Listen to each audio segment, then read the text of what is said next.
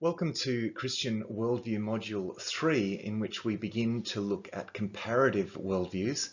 And in today's module, we're going to focus on theistic worldviews. The first thing that we'll just touch on, of course, is ancient polytheism, and this is familiar to us probably from the context of the Bible. This is the belief in many different gods, and often these gods existed with various familial relationships and with a kind of hierarchy. It was generally depicted as a kind of ancient kingly court of gods with various complex relationships and so forth. So the the royal courts of the ancient world were in a way in some ways seen to be mirrored by a kind of court of the gods. By projecting human experience onto the transcendent realm, humans tended to perceive their gods organized in families with a father deity, usually the sky god, exerting patriarchal control over his consorts, siblings and offspring. Simultaneously, divine beings operated in a political dimension with the supreme god presiding as king and a retinue of advisor gods resembling a king's council of elders. And offering advice. As king, the chief god could choose to accept their counsel as not. Now, such gods were naturally depicted in human form, so there's anthropomorphism at work here, although attributes such as wings, multiple limbs, and so forth were often added to emphasize power. Now, most cosmologies, most polytheistic cosmologies conform to a familiar pattern of a sky god, father, ruling his often fractious family, whose members not only squabbled amongst themselves, but interacted for better or for worse with the lives of humans. So we have, for example, in ancient Egypt, you have the various ancient Egyptian gods, and then of course in Greek religion this is possibly better known to us, the gods like Dionysius, Hermes, Apollo, Zeus, Ares, Artemis, and so forth. And again here, you have Zeus as the chief god, and there's all these complex relations, often very fraught. Plato felt that these stories of the gods were a really bad example to human beings, and so but there was no sense in which you could rely or depend on these gods. You'd sort of placate them, try to get them on side, and if they liked you, they might help you. If they didn't like you, they might try to thwart you, but then one god might help you, but another god might try to thwart what that god is doing, and so forth. So it's kind of very complex, and so this comes out, of course, in the many stories of both the histories of ancient Greece, such as those written by Homer and Hesiod. But also the stories of the gods themselves. Speaking of Plato, we're going to have a look at Plato's dualism. This is a very important worldview to understand because of the impact that it had on subsequent history. First notable thing about Plato's worldview is that he has this belief in a creator God, in one creator God. It doesn't necessarily deny the existence of other gods, but he certainly puts the emphasis on this one creator God, the demiurge. Now, according to Plato, God, this demiurge, created the world as a physical copy of a spiritual world, a world of ideas, or what he calls forms. God took chaotic matter and imposed form onto this chaotic matter. Now, you should note here that there's some similarity to Genesis, which has a similar pattern, and certainly later Christian readers of Plato believe that maybe he came into contact with Jewish ideas. Which may or may not be so. The form, these forms are that Plato speaks about are mathematical in nature. However, as soon as the forms take on matter, they become imperfect. It's like cutting a key, for example. If you cut an original a key from the original, it won't be quite as good as the original. And then if you cut a key from the copy, it'll gradually you won't even be able to open a door anymore. And so there's this as the copy is made of this world of ideas, there's an immediate immediate sense in which it becomes imperfect. A good example of this idea of forms being sort of mathematical in nature or geometric and then becoming imperfect, is we have this idea, to use this example, we have this idea of what a perfect circle is, and we can define it geometrically. But as soon as you draw, in any respect, as soon as you try and create a physical circle, it's always going to be limited by by its physicality. It's always going to be imperfect in some sense, no matter how accurate your drawing instrument is or whatever. It's going to be imperfect just because it's physical. So the theory of forms maintains that two distinct levels of reality exist, and this is Plato's dualism. There is the visible world of sights and sounds that we inhabit, the physical world, and then there's the intelligible world, the world of the forms that stands above the physical world and gives it beings.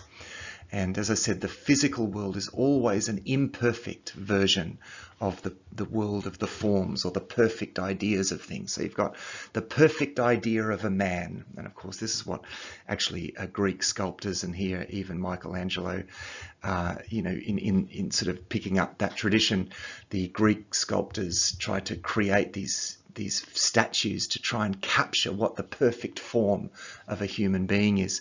But as soon as that form, that perfect idea of a human being becomes flesh, according to Plato, then it immediately becomes imperfect. It cannot be perfect in the flesh.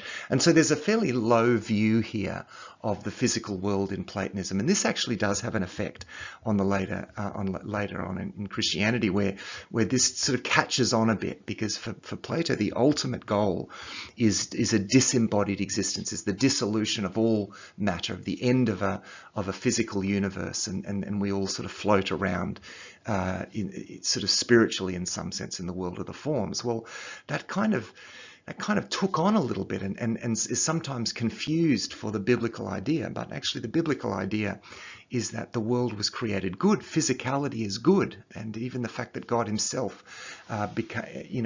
took the form of flesh sort of puts God's stamp of approval upon the physical life. And of course, in Scripture, the ultimate destination for the world and humanity is not the dissolution of matter, but the recreation of a new heavens and a new earth, and where we will live with resurrected bodies. So physicality is affirmed in the Bible, but here in Plato, it is, it's imperfect by its very nature. So the theory of forms envisions, I should say, an entire realm of such forms, a realm that exists outside of time and space, where sort of general concepts of beauty and justice and courage, temperance and the like, ideas of virtue and the idea of humanity and sort of, as I said, ultimate goodness, and the like, exist untarnished by the changes and imperfections of the visible world. The classic example is example of beauty, and Plato maintains that in addition to being able to identify a beautiful person or a beautiful painting, we also have a general conception of beauty itself. And we're able to identify the beauty in a personal painting only because we have this conception of beauty in the abstract.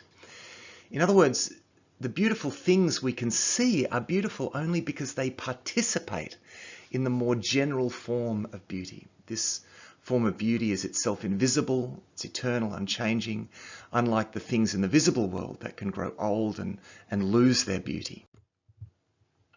As I said, of course, this is what the Greek sculptors tried to capture in their sculptures. It's not just that they're painting, they're painting various human or sculpting human forms, but they're trying to capture the world of the form, something about these perfect forms. Only these ideas, the forms, according to Plato, are really objects of knowledge. Everything in the material world, the objects of the senses, because they're always changeable and they're always subject to our changing perspectives, are objects of essentially opinion or belief. So for every class of object that comes to be and ceases to be, that in other words is subject to change, there is a form or a prototype in the world of forms that is unchangeable. So there are these two realms, and human beings participate in them both by virtue of the two parts of their being. Okay, so there are these two realms, the world of the forms and the physical world, and we participate in both of these worlds by virtue of the fact that we are both body and soul. So the body is the part of the physical realm, but the soul belongs to the eternal, unchangeable world of the forms. According to Plato, our souls pre-existed, in fact, in the world of the forms before we were embodied. And then when we die, according to Plato, we go back to our original perfect spiritual existence. And so for this reason, in a way, death is purported to be a good thing for Plato. So because of this, we're born with a kind of unconscious memory of the forms, because we pre-existed in the world of the forms. So we are born with innate knowledge of things like beauty and truth and justice and so forth, all these the idea of goodness and everything. We're born with these innate ideas. Plato uses an allegory to describe what this physical journey is like, and as a result, he certainly makes it look like a spiritual quest for a kind of enlightenment. So he depicts human beings in the world as like prisoners chained in a cave with their heads kind of locked forward, and they see these shadows of things, and they take this is us. This is what we perceive with our senses, and they're the shadows of things, of forms, because he has this. He pictures people with these kind of physical objects, kind of on the other side of the wall, that are creating these shadows.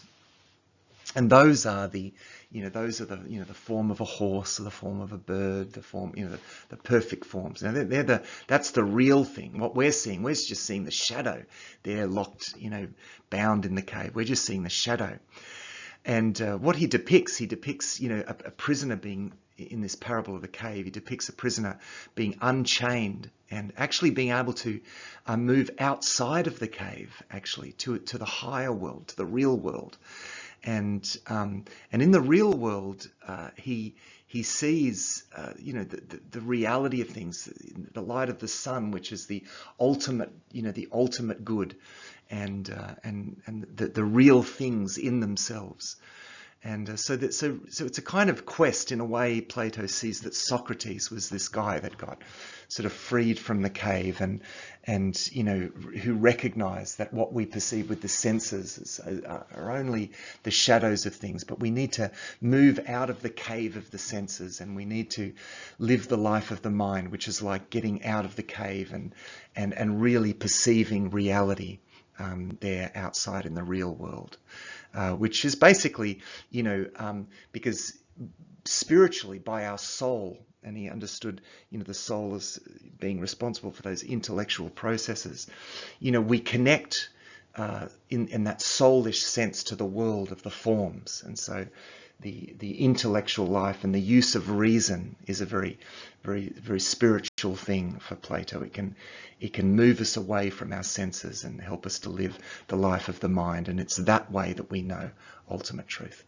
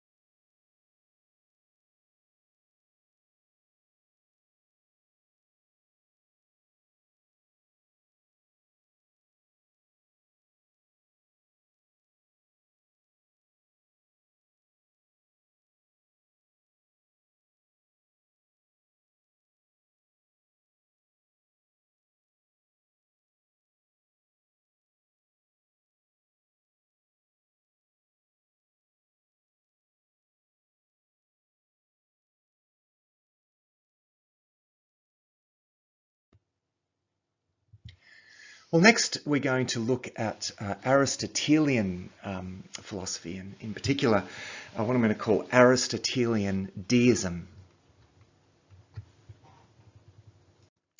Well, Aristotle has a bit more of a bottom-up way of working. He's going to start with the senses. He's going to validate the senses. He thinks that he's an empiricist, so he thinks that all of our knowledge does come from the senses, not from innate knowledge, acquired in a world of the forms. No, he's very much the empiricist. So, but as he observes the world, Aristotle recognizes that everything in the world seems to be moved by an inner urge to become something greater than it is.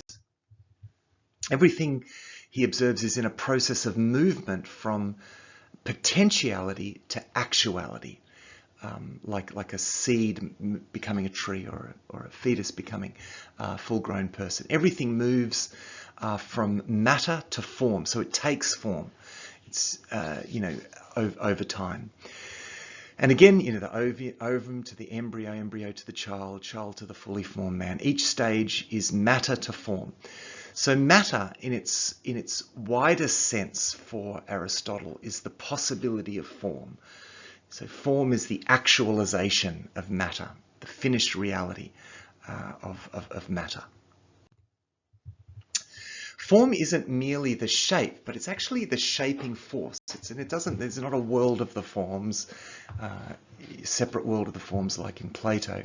For Aristotle, a form is something like DNA. It's like an inner shaping force, an inner necessity, and impulse which molds mere material into a specific figure and for a specific purpose. And this is kind of the part of what soul is for him. You know, it's the soul sort of energizes. It's that kind of shaping force.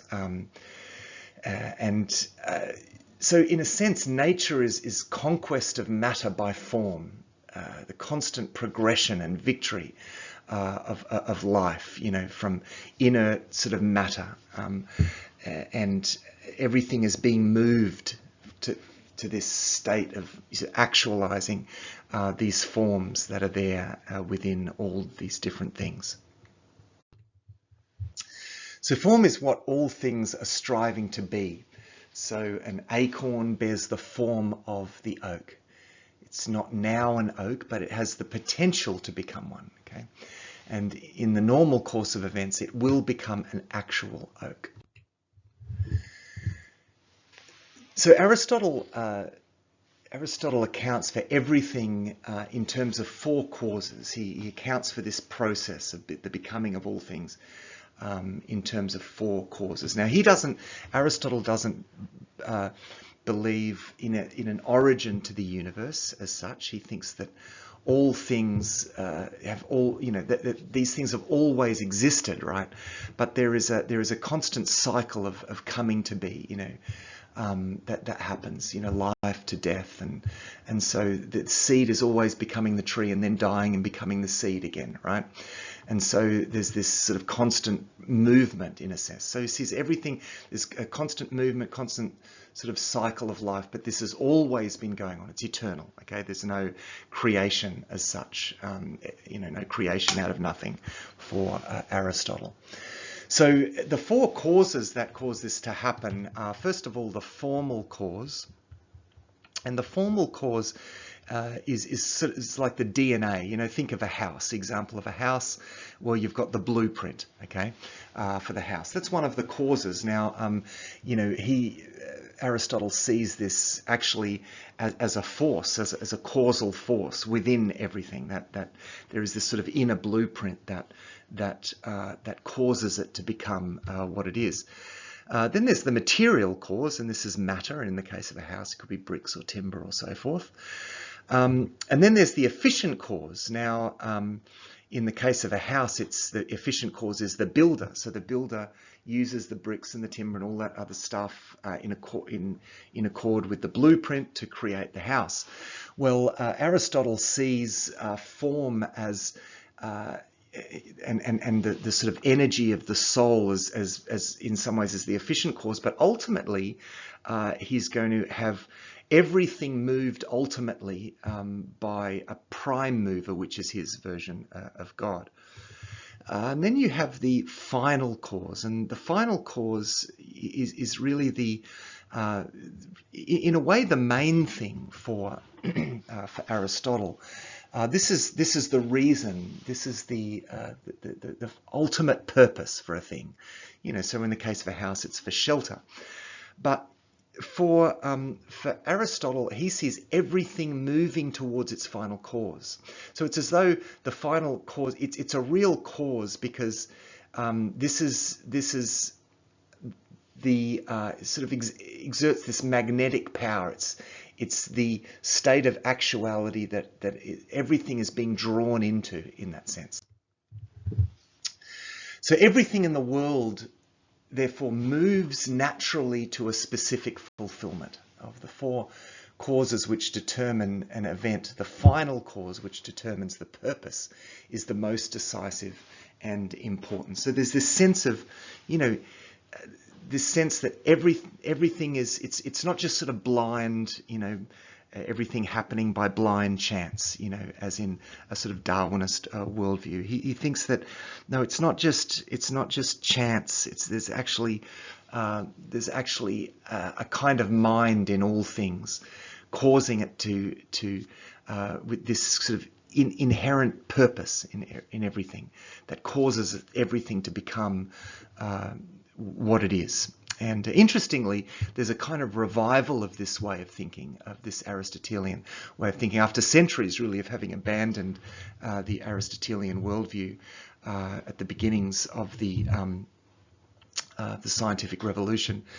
And through the Enlightenment, and particularly with Darwinism, there was a real abandonment of this sort of perspective. But actually now, with movements like panpsychism and the like, there's a sort of return to this idea, because the pure materialism just doesn't seem to be working. That people, a lot of philosophers and scientists believe there is some kind of a rational principle at work in some sense, and so there's been a kind of return to an Aristotelian view here, which of course this view also has a lot of alignment with the biblical view. Of course, it's the work of God and God's Spirit and continually creating and sustaining all things that causes this from the Christian point of view. And in fact, many Christians in the period of high scholasticism in the 1300s and 1400s loved Aristotle and made very good use of Aristotle's ideas, because they felt it gave sort of explanatory force to a lot of essentially Christian ideas. Of course, that's debatable, but as I said, it's interesting to note that there has been lately a real return to this idea of the final cause, which essentially got obliterated in the sort of open sort of chance idea of Darwinism and so forth. So in the Aristotelian view, the purpose and the form together drive the material and the efficient changes. So there's no such thing as brute neutral matter without form. You have these two elements, the sort of magnetic drawing of the ultimate purpose, sort of magnetically draws things to their actualization, and then this sort of internal DNA or form. Of course, Aristotle doesn't know anything about DNA, but he has this idea of this sort of internal form which gives the specific shape to the thing as it's being actualized. Now compare this to the modern view. In the modern naturalistic view, form and purpose are the accidental result of matter and energy. Matter is devoid of any essential qualitative property. Things become what they become by sort of chance, natural selection and so forth, in the sort of broad Darwinist worldview. And there is no essence to a thing. We decide how it's to be used, and we decide what it's for in that sense. And so even with ourselves, we determine who we are and what we are, and so forth. There's no sort of essence in the naturalistic modern view. But as I said, it's interesting to note that there has been a increasing trend back to the Aristotelian view in recent times, because purpose does seem to drive the design, which drives the process of natural development. There doesn't seem to be any neutral matter. This is now an idea that's starting to sort of flake away. It appears to be very much filled with information, and even a sense of teleology is present in all things. And there's a lecture called The Waning of Materialism that you can have a look at, and I'll put up in the module, in either this module or one of the future modules. It's called The Waning of Materialism, and it's a American philosopher explaining this sort of trend away from that purely materialistic worldview. So things do seem to be working to an end. There's certainly the Aristotelian view has certainly got that going for it, and the universe seems to also be working towards the development of us higher life forms. Development, according to Aristotle, isn't haphazard or accidental. Everything is guided and directed from within. The egg of a hen is internally designed or destined to become not a duck but a chick, and then the hen, and the acorn is always going to become the oak. Now, this doesn't mean for Aristotle that there is an external providence designing earthly structures and events. Rather, the design is internal and arises from the type and the function of a thing. However, Aristotle does believe in a God of a sort. Now, he arrives at God in this way. How, he asks, does motion begin? And he's not thinking chronologically, but in terms of a primary source. Now, he won't accept the possibility that motion is beginningless as he conceives matter to be. Okay, so matter can be eternal, but motion can't. Motion has to have started somewhere, to be, in order actually to be motion. Matter may be eternal because it's merely the everlasting possibility of future forms.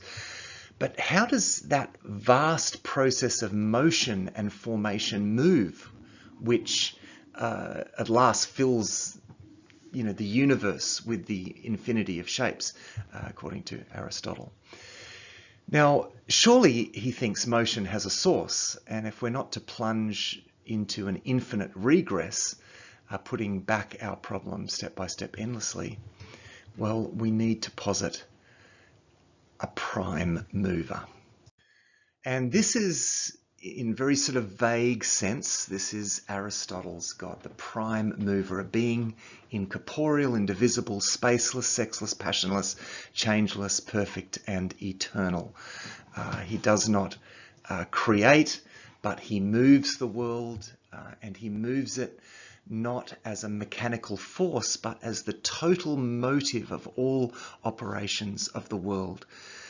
God moves the world as the beloved object moves the lover, he says in his metaphysics. So don't think of this in a mechanical sense. The mechanistic worldview, the idea of all things as like a big machine, that's going to come to the fore after the time of Isaac Newton.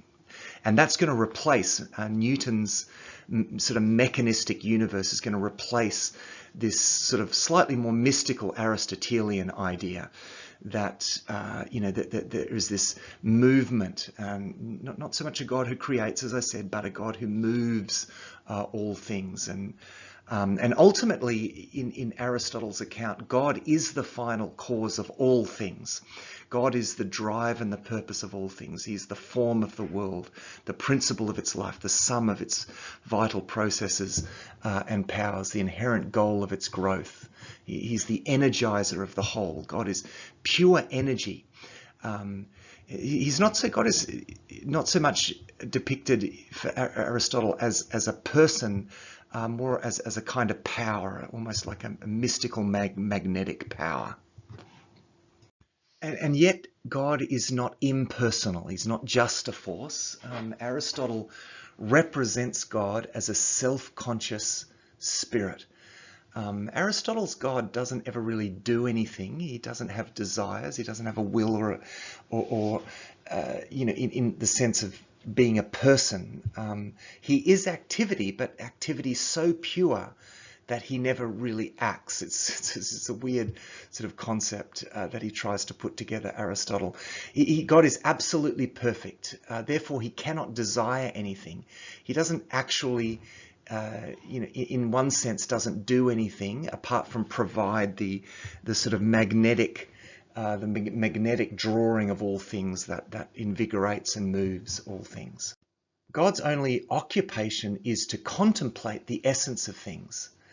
And since he himself is the essence of all things, the form of all forms, his sole employment, according to Aristotle, is essentially the contemplation of himself. So this is Aristotle's God, thought thinking itself. He is pure thought, okay? Pure thought, because again, you've got this idea of rationality and exercising rationality. And thinking is, Aristotle conceives of human beings as thinking things primarily. and so the highest, and of course, he sees human beings as the highest of all the animals, and that's because the essence of a human being is to think, is to exercise this rational capacity of thought. But above human beings, of course, is God, and God is therefore involves this idea of thought, and notably thought thinking itself. I'm going to move to Aristotle's view on the soul. The soul for Aristotle is the entire vital principle of any organism. The soul is the sum of its powers and processes. In plants, the soul is merely a nutritive and reproductive power. In animals, it's that, but it's also a sensitive and locomotive power. And in man, it is these as well, but it is also the power of reason and thought. Okay, so soul becomes the power of reason and thought. The soul, as the sum of the powers of the body, can't exist without the body. The two, for Aristotle, are as form and wax. They're inseparable. They're separable only in thought, really. But in reality, they're one organic whole. The soul is not put into the body, as in Plato, like a ghost into a machine. A person and particular soul can exist only in its particular sense, only in its own body. Nevertheless, the soul is not material, and nor does the soul die for Aristotle.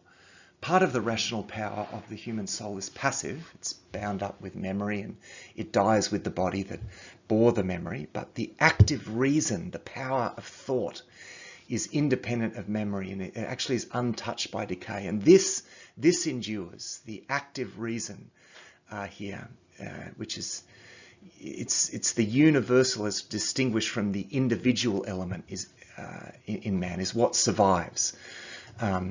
So it's not the individual personality, but it's this with its transitory affections and desires. But mind in its most abstract and impersonal form, that's what survives of the soul after death. So in short, in one sense, Aristotle destroys the soul in order to give it immortality.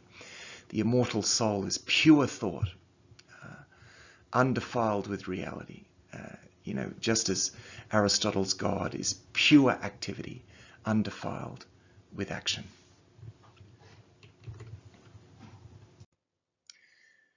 Well, next we're going to look at Islamic theism.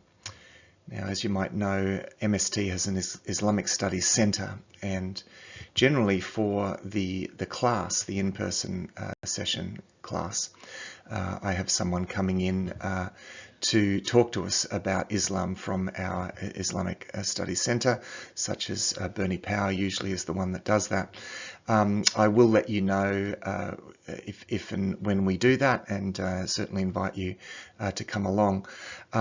For this session, however, I'm just going to cover the very general features of the Islamic worldview. So first of all, Islam is strictly monotheistic. Of course, Christianity is too, and often Muslims misunderstand the nature of the Christian notion of God because they can't see how God can be three and one. Of course, for us that's a paradox, and we certainly hold on to the oneness of God as Christians, and yet we believe still that. Because God is God, that there is this very mysterious sense in which God exists in three persons. But for Muslims, they hold to this strict monotheism without any sense of that diversity in the Godhead as Christians hold to it. And the implication of this, therefore, actually is interesting, because you don't really have a God who is relational, inherently relational, and inherently loving, as you do in the Christian conception of God. So Muslims believe that God is the creator of all things, that God is all-powerful and all-knowing, God has no offspring, no race, no gender, no body. In fact, God is generally unaffected by the characteristics of human life. He's said to be merciful and compassionate, but he only loves particular individuals. It's not said of God, as in the Bible, that God is love, because of course for God to be love in that sense requires that sort of relationality within the Godhead. For love to be an inherent aspect, an unchangeable aspect of who God is. The Muslim view of God in Islam, God does love, but only particular individuals who merit that love. There isn't the same notion of grace, really. The word grace is used very, very sparingly. In fact, only 4 times in al-Bukhari's 9-volume hadith, which is all of the scriptures Muslim scriptures put together.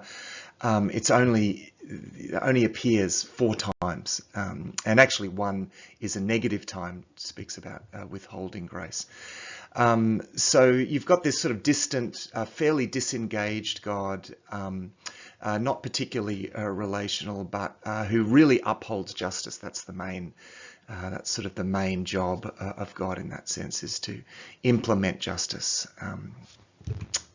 In fact, when God does actually love someone, well, it's worthy of note. And here in the Muslim scriptures, it says, if Allah loves a person, he calls Gabriel saying, Allah loves so-and-so, O Gabriel, love him. Gabriel would love him and make an announcement amongst the inhabitants of heaven. Allah loves so-and-so, therefore you should love him also. And so all the inhabitants of heaven would love him. And then he is granted the pleasure of the people on the earth. And so you see, it's a fairly rare phenomenon for God to really love a person, and so it's worthy of sort of this special announcement in the heavenly realms. Secondly, Muslims also believe in a spiritual realm with other spiritual beings, and the angels of God, of course, play a special role in the Islamic worldview. Of course, it was the angel Gabriel who delivered the verses of the Quran to Muhammad. And so angels are seen to be pure and spiritually obedient beings. They're created by God to fulfill his commands and to worship him tirelessly. Muslims believe that God revealed holy books or scriptures to a number of God's messengers. Now, of course, the Quran is seen as the ultimate revelation of God, the sort of consummate revelation that was given to Muhammad by the angel Gabriel. But of course, they also recognize the Torah, what we would see as the first five books of the Bible, of our Bible. Genesis, Exodus, Leviticus, Deuteronomy, and Numbers, Deuteronomy. So they recognize the Quran, they recognize the Torah, and of course they also recognize the gospel in a sort of vague sense. They recognize Jesus as a prophet, and they do recognize the gospel in some sense. They recognize also the Psalms that were given to David, and a body of literature known as the Scrolls, which they believe were given to Abraham. Muslims believe that these earlier scriptures in their original form were divinely revealed, but that only the Quran remains as it was first revealed to the Prophet Muhammad. They think that some of these other ones were sort of changed and altered. But the Quran alone is completely preserved and pure. Islam recognizes a number of different prophets. Of course, Muhammad is the greatest and the sort of consummate prophet. But they also recognize prophets or messengers, as they're known, such as Noah, Moses, Solomon, even Jesus. They are seen, though, as mortal human beings, endowed with divine revelations and appointed by God to teach humankind how to submit to his will and obey his laws. So for Muslims, Jesus is seen as a prophet, not the Son of God, certainly not divine, but a prophet who originally spoke the words of God and taught people how to submit to God's will and obey his laws. In Islam, you have, of course, a day of judgment, and this is the great day of reckoning at the end of the age. It's a day when people will be sent to either heaven or hell, and basically the way that this works is that your bad deeds are weighed up with your good deeds, and if your good deeds outweigh your bad deeds, then you get to go to heaven, but if not, you go to hell. Then there is this belief in predestination, or qadar, in Islam. Muslims believe that the Almighty God has knowledge, that Allah, as they refer to God, that Allah has knowledge of and control over everything that exists in all time and space. And so everything is predetermined. So if something bad happens, you'll often find a Muslim saying, well, it's the will of God. What can we do? There's this sense of determinism about life, and you just can't fight it. How this works with human choice is a bit of an issue here, but certainly the emphasis is on this predetermination of all things. Then there is belief in resurrection after death. Muslims believe in the resurrection day. So you can see here there's a number of beliefs that overlap with biblical beliefs, but of course they give these beliefs their own twist. According to Islam, after the world ends, Muslims believe all people who have died will be brought back to life in order to face judgment, the judgment that will be rendered to each of them by the Almighty God. So people will face the great day of judgment in resurrected bodies, and again, that is similar to the biblical belief. Now, there are 5 key practices in Islam, known as the 5 pillars of Islam. These are the things that you need to do to acquire merit, the merit that you need to outweigh your bad deeds, of course, to go to heaven. The first is declaration of faith, to declare faith in Allah and in his revelations, ultimately through Muhammad. Then there's obligatory prayer, of course, the 5 times a day prayer, that if you've been to a Muslim country, you will have heard the calls to prayer there, and they're called to go on 5 times a day to prayer in the mosque or wherever they are. Then there is compulsory giving. This also is an important part, this alms giving. They don't really have the same imperative towards transformational development as we have in the Christian worldview, because of course if someone is poor, they're poor by predestination. It's been predetermined by Allah, but we can relieve poverty by alms giving. Now this is different to the Christian worldview, of course, in which we see the transformation of people's lives as a key sign of the coming of the kingdom.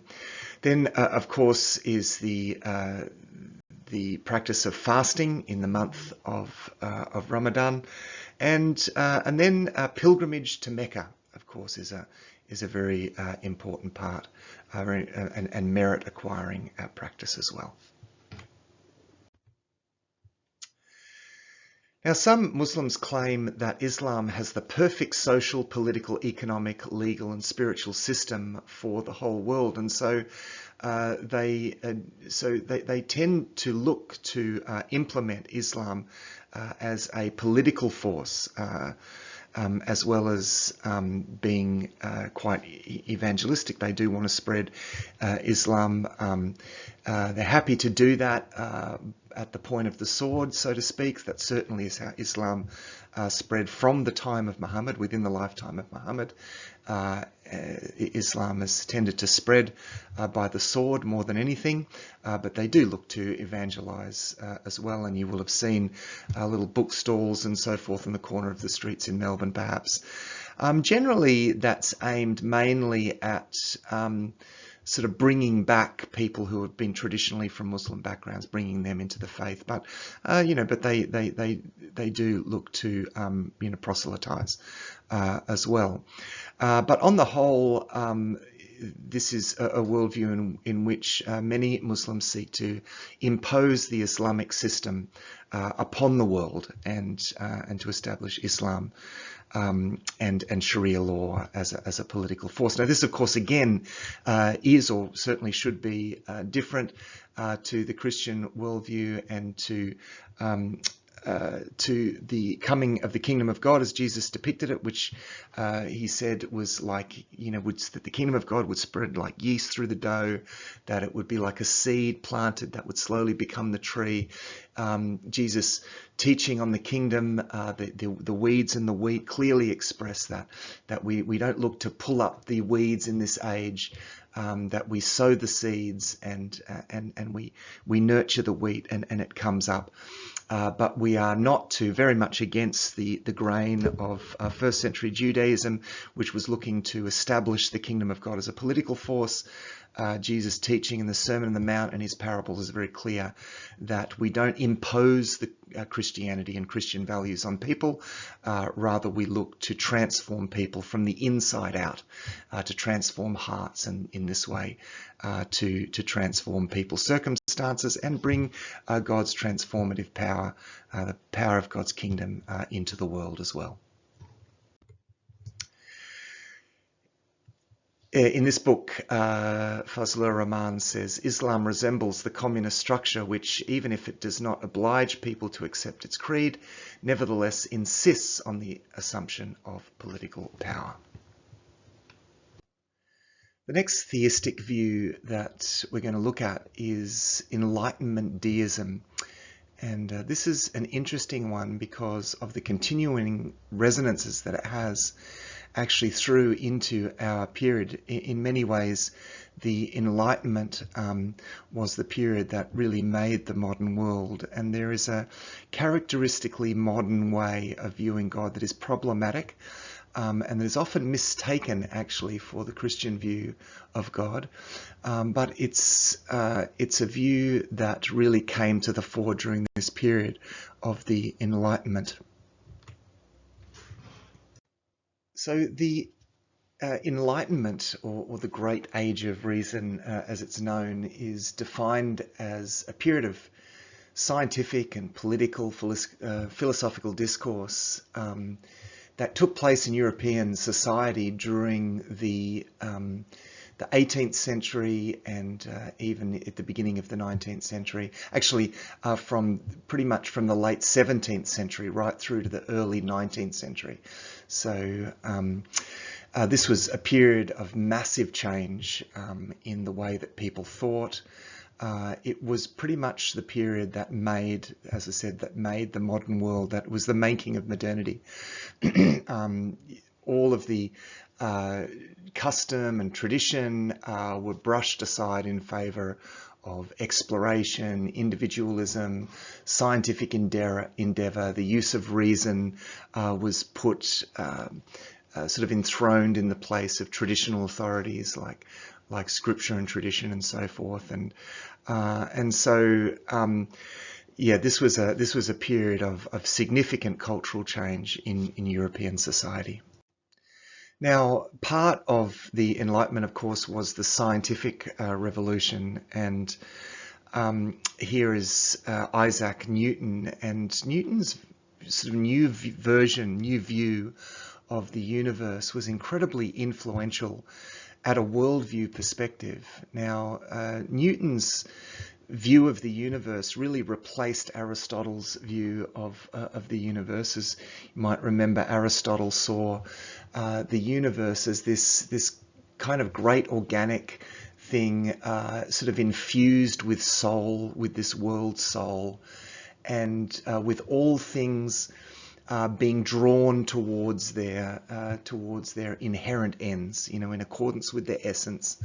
All things are sort of being guided by this inner guiding force, in accordance with their form, this inner guiding force, you know, this world soul drawing everything from that movement from potentiality to actuality. Well, that very sort of mystical Aristotelian view really reigns supreme right into you know, Newton's time. And even as Newton proposed his ideas, there was a lot of resistance to that because the Academy was really holding on to this old Aristotelian worldview.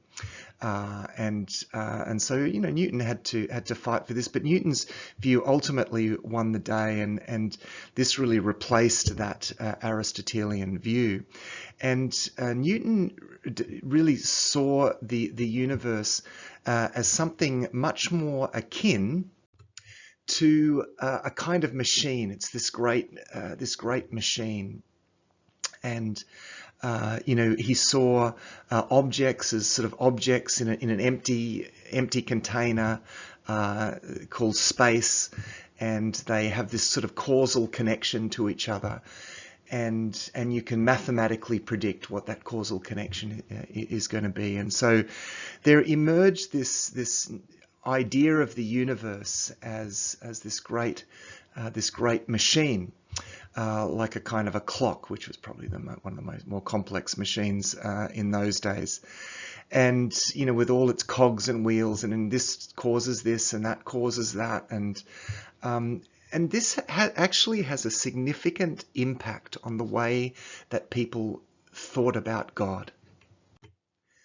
So what you get during this time is this deistic version of God. You get at different levels. You get on one extreme, you get this idea of a God who just kind of wound up the clock, wound up the universe, set reality going, and then just withdrew completely. A softer version of this form of deism is, yes, you have God, you know, creates the universe, winds it up, lets it go like a clock. So everything just moves on its own. It self-sustains. It kind of runs itself. Here you get this distinction between sort of the natural and the supernatural. So the natural world is just like a machine. It works on its own. There's no need for anything else but the world. It's like the world explains itself. A soft version of this is that you know, God perhaps not only wound up the world, but wherever they're at particular stages, perhaps when things go wrong, you know, God intervenes. You get this interventionist God. So on the whole, this deistic view of God has God kind of standing back, but occasionally sort of jumping in to fix things when things go wrong, or at particular stages in the unfolding of the universe. Another soft version of this would say, well, God steps in to do particular things at different time. You know, he basically is on the whole fairly withdrawn. You know, this God sort of steps in and for example, creates life. You know, so because we can't quite explain how actually life came about. You know, there's no adequate explanation for that. Well, the deistic view of God would jump in and say, oh, well, that's where we'll insert God into that space. You know, that's God must have done it at that space, at that particular point. And then, you know, and then it's like God kind of withdraws and then lets it keep running and so forth. And so this is also known as the God of the gaps, this sort of soft version of deism, this idea of interventionist God who just sort of jumps in and makes little adjustments along the way, you know, but basically lets the machine run on its own. This God who is this sort of being that stands over and against the universe is this what's known as God of the gaps. And a lot of the literature, a lot of atheistic literature, interestingly, is taking issue with this view of God. Actually not on the whole with the biblical view of God, because the biblical view of God actually is very different to this. Yes, God is transcendent. Yes, God did create the universe. Yes, God intervenes in different ways. But on the whole, the biblical view of God is one of God who is continually creating and sustaining and upholding the universe. He is the very ground of the very being of all things. He is the source of the being of all things. So it's a much bigger view of God, and a view of God that is much more constant. I'm talking about the biblical view of God, and that is a contrast to this deist view of God, which on the whole has God as a being somehow separated from the world, that started the world off as this great machine, and occasionally sort of dips in, comes back in and reaches in and sort of makes some adjustments along the way. That's another form of deism that emerged through the Enlightenment. Well, that concludes our brief survey of some of the different kinds of theistic worldviews. Now you have the opportunity to explore some of these worldviews a little more in your assignment. But that gives you a bit of a snapshot of some of the different kinds of theistic worldviews. Now, in the next session, we're going to be looking at different kinds of pantheistic or even perhaps panentheistic worldviews. So until then.